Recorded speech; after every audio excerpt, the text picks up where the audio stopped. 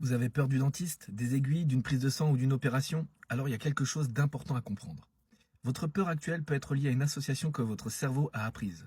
Et c'est justement cette association que nous pouvons essayer de travailler grâce à l'hypnose. Imaginez que lorsque vous étiez enfant, vous ayez vécu un soin particulièrement douloureux. Vous êtes chez le dentiste, vous avez peur, votre cœur bat vite, vous êtes tendu, vous ressentez peut-être même de la douleur.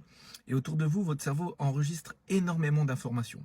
Que ce soit l'environnement, le fauteuil, que ce soit les odeurs du cabinet, le bruit des instruments, la façon dont les infirmiers ou le médecin est habillé, la blouse, la lumière, et bien sûr la situation elle-même. Votre cerveau est une formidable machine à apprendre et son rôle est notamment d'essayer d'anticiper ce qui pourrait représenter un danger pour lui.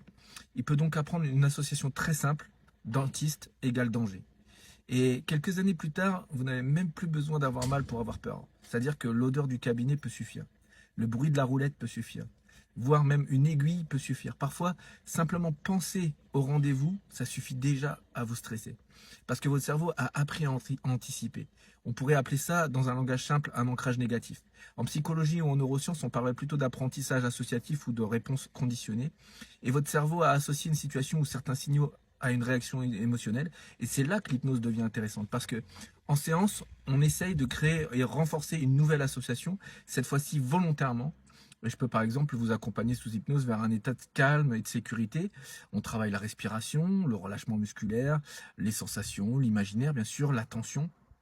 Et lorsque cet état d'apaisement est suffisamment présent, alors on peut l'associer à quelque chose de très précis. Par exemple, de joindre le pouce et l'index comme ça, de serrer doucement le pouce et l'index, de faire des petits mouvements, un geste, ou encore de sentir une odeur particulière avec des huiles essentielles par exemple.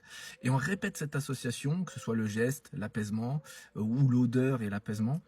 Et petit à petit, ce geste ou cette odeur devient un signal associé à l'état qu'on a travaillé ensemble pendant la séance. Et en quelque sorte, on crée un nouvel ancrage, mais cette fois-ci un ancrage positif.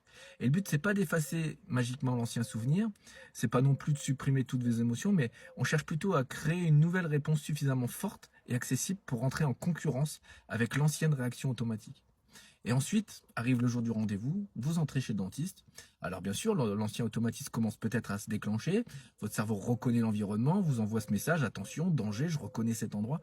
Mais cette fois, vous avez quelque chose que vous n'aviez pas auparavant. Vous pouvez reproduire ce geste ou respirer les odeurs qu'on a travaillé ensemble. Et vous contrôlez votre respiration et vous réactivez volontairement l'état d'apaisement qu'on a travaillé ensemble pendant la séance. Et vous donnez ainsi à votre cerveau une autre réponse possible à cette situation. C'est-à-dire que plus cette nouvelle association est travaillée et utilisée, plus elle peut devenir accessible facilement. C'est ça qui est fascinant, c'est que notre cerveau apprend, il crée des associations. Mais certains apprentissages émotionnels peuvent aussi évoluer grâce à de nouvelles expériences. Et c'est pour ça que l'hypnose peut être intéressante pour accompagner la peur du dentiste, des aiguilles, des prises de sang ou de certains examens médicaux et des interventions médicales. Alors évidemment, elle ne remplace jamais un traitement médical. On ne remplace pas des recommandations de professionnels de santé, mais on travaille sur vos réactions émotionnelles face aux soins. Aujourd'hui, je vous parle volontairement de peur et d'anxiété parce que lorsque la peur devient extrêmement intense, persistante et qu'elle conduit à éviter complètement certaines situations, on peut entrer dans le domaine de la phobie. Et ça mérite aussi une vidéo entière. Tout comme un autre phénomène absolument passionnant qui est la douleur. Et comment notre cerveau fabrique l'expérience douloureuse, comment l'hypnose peut contribuer à moduler ça. Et on en reparlera de tout ça dans une prochaine vidéo. Je suis Franck Trollet, hypnothérapeute, alors n'oubliez pas, votre cerveau passe sa vie à apprendre des associations et parfois l'objectif n'est pas d'effacer ce qu'il a appris mais de lui apprendre une nouvelle façon de réagir.